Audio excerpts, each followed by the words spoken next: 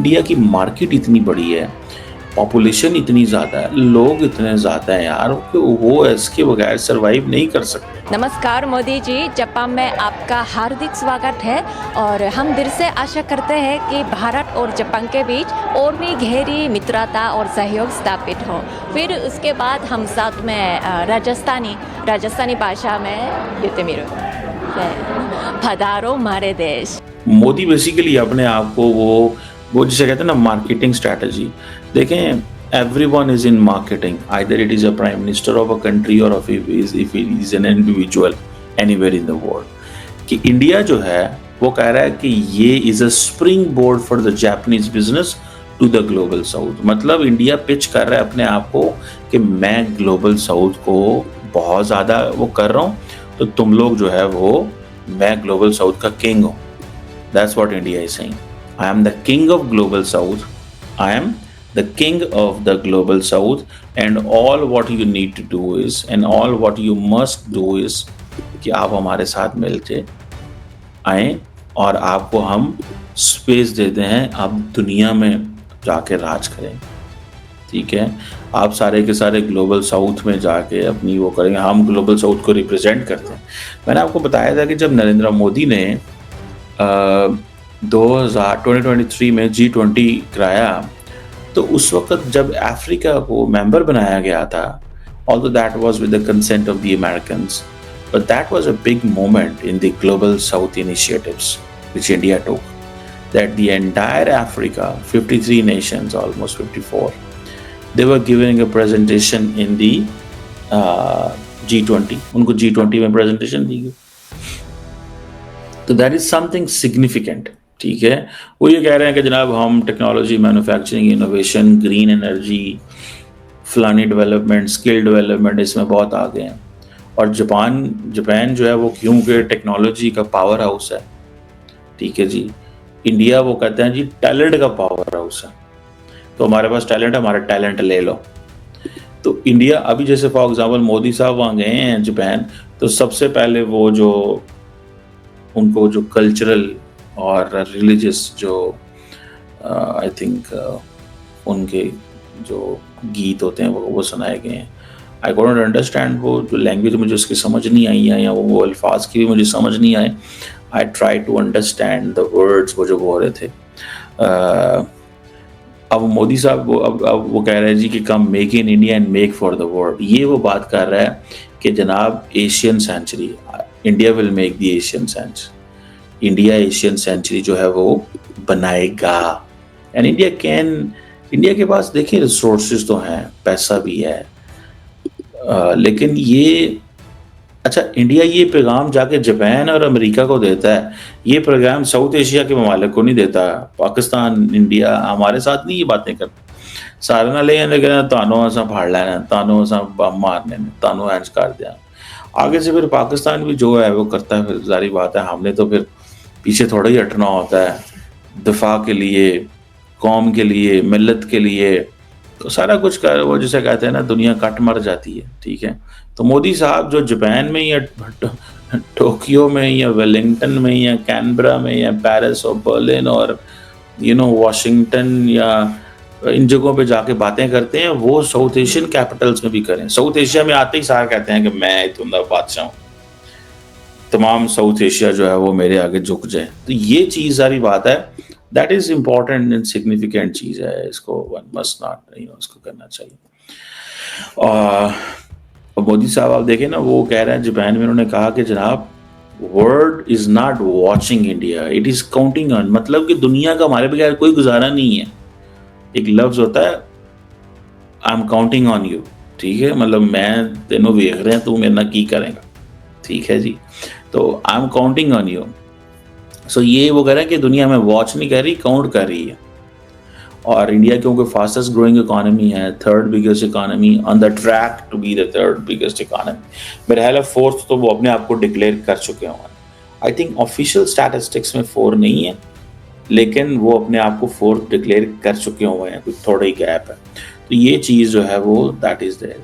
और अब जारी बात है, इतनी बड़ी आबादी है, वो लोग समझते हैं कि You know, for in India, you have to make things for the super rich and for the poor. दोनों के लिए चीज़ें तैयार करनी है आप। तो वो जो पिछली दफ़ा मोदी साहब ने कहा था जी कि हमने 200 मिलियन 200-250 मिलियन को पॉवर्टी से निकाला, अब वो मेरा ख्याल है अगली हुकूमत में फिर कहेंगे मैंने 200-250 मिलियन को पॉवर्टी से निकाला, या 400 मिलियन को पॉवर्टी से निकाला, या अगली दफ़ा वो कहेंगे मैंने 350 मिलियन को पॉवर्टी 450 बंदे को मैंने पॉवर्टी से निकाला। तो द पॉइंट इज कि जो बिजनेसमैन है ना, उसके मुंह में पानी आता है, जैसे चाइनीज के मुंह में पानी आता है। वो उनको पता है कि इंडिया में हर बंदे के लिए प्रोडक्ट देनी है, अमीर के लिए भी है, गरीब के लिए भी है, मिडिल क्लास के लिए। ठीक है जी। वो कैपिटल वो अपनी वो कह रहे जी हमारे कैपिटल जो है वो मल्टीप्लाई होता है, और सेमी कंडक्टर्स हों या बाकी जो काम शाम है। अब देखिए ये चीज़ें जो है ना, दैट टेल्स अ स्टोरी, ये चीज़ें बड़ी इंपॉर्टेंट है। इसी तरह जापान जो है, उसके मैं प्राइम मिनिस्टर को सुन रहा था, प्राइम मिनिस्टर शिगेरू, उन्होंने कहा जी हम तमाम इनिशिएटिव्स इंडिया के अंदर लेंगे। सुजुकी, टोयोटा, दिस दैट, वो काम कर रही हैं इंडिया के अंदर, और इंडिया जापान इकोनॉमिक लिंकेजेस की बात भी हो रही है, और हमारे कॉमन गोल्स हैं जो वही पंजाबी के ना परत परत वही गल्ला, इकोनॉमी डेवलपमेंट, दिस दैट, ये वो आगे पीछे। तो बहरहाल that is a significant thing, ये कोई मजाक नहीं है। हमने तो जापान आना जाना छोड़ दिया था पाकिस्तान ने, जो मुझे याद पड़ता है। ये भी पाकिस्तान की जो चीफ मिनिस्टर है पंजाब की, मरियम नवाज शरीफ साहिबा, वो गई हुई थी, उनके ऊपर भी क्रिटिसिज्म आ गया कि वो अपनी फैमिली को साथ ले गई, उन्हें घूमन फिरन चले और टर्बन ट्रिप करा लिया, वहाँ एयरफोर्स का जहाज़ लिया, और जो एयरफोर्स का जहाज़ था उसमें वो उन्होंने एक जो है ना सारी वो एक चीज़ की। बहरहाल वो जहाज़ लेना चाहिए था, नहीं लेना चाहिए था, उन्होंने अपनी कॉस्ट पे की। मैं देख रहा था कि जो जापानीज़ एम्बेसडर है पाकिस्तान में, वो भी उनके साथ थे, मरीम नवाज़ के साथ थे, उन्होंने भी ट्रैवल किया। तो मतलब ये चीज़ें जो है ना वो हैं वहाँ पे, तो ये चीज़ें जो है ना वो हैं वहाँ पे, ये वहाँ पे चलेंगी। और लेकिन पाकिस्तान की लीडरशिप को ज़्यादा दौरे करने चाहिए, पाकिस्तान की लीडरशिप को ज़्यादा सामने आना चाहिए, उनको आगे की तरफ जो है वो जाना चाहिए, जापान के साथ इंगेज करना चाहिए। हमने बेसिकली, तो अगर मैं सच्ची बातें करूँ ना, तो हमने तो अपनी ये एरियाज ही छोड़ दी हुए हैं, काम करना ही हमने छोड़ दिया हुआ, हमारा फोकस ही नहीं रहता इस पर। ठीक है, तो मतलब फोकस हमारा और चीज़ों पे चला जाता है, हमारा फोकस ही नहीं है। आई विश कि हम फोकस जो है ना वो कर सकें, और हम ये जो बड़ी जितनी इकोनॉमीज़ हैं इनके साथ मिल के हम कोई ना कोई अपना बिजनेस करें, इनके साथ इंगेज करना बहुत बहुत बहुत बहुत बहुत ज़रूरी है भाईजान, ये ज़हन में रखिएगा, बहुत ज़रूरी है। The more we engage with them the better for us, मतलब हमारे लिए ही अच्छा है, उनके लिए तो जो अच्छा है वो है, लेकिन हमारे लिए ही ये अच्छा है, क्योंकि बड़ी मार्केट है इंडिया, वो उधर देख रहे हैं, हमें उनको अट्रैक्ट करना है अपनी तरफ। जापान के टोक्यो में पीएम मोदी का स्वागत कुछ यूं हुआ जैसे कोई विश्व गुरु पधारे हों। गायत्री मंत्र के साथ मंच पर मोदी जी का स्वागत हुआ, और उस पल ने भारत की सनातन संस्कृति को पूरी दुनिया के सामने सम्मान दिलाया। अब सोचिए दोस्तों, जापान जैसी टेक्नोलॉजी की ताकत भारत की आध्यात्मिक शक्ति को इतनी शिद्दत से मान रही है। ये भारत के बदलते वैश्विक कद का सबूत है। लेकिन कहानी यहीं खत्म नहीं होती। जैसे ही मोदी जी ने भाषण दिया, उसमें भारत के आत्मविश्वास की झलक साफ दिखी। उन्होंने कहा कि भारत सिर्फ अपने लिए नहीं बल्कि पूरी दुनिया के लिए काम कर रहा है।